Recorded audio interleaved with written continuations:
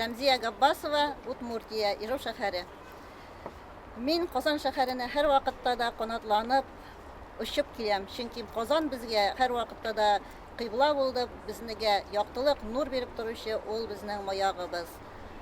Менә шушы Россия акчаларында Казанның төрле күренешләре урын алу турында бәйге игълан иткәчтен без шатланып куйдык. Чөнки моңа хәтле безнең мондай мөмкинлегебез юк иде. Ниһаять безгә үзебезнең барлыгыбызны, татарларның бийеклеген, бердәмлеген күрсәтергә мөмкинлек туды. Һәм без менә шушы мөмкинлектән файдаланып, Россия акчасында Кремль күренешен күрербез дип ышанабыз. Моның өчен безгә бердәм булып, барыбызга да тавыш бирергә һәм шушы бәйгедә Удмуртия татарларының да актив катнашуына мин ышанам.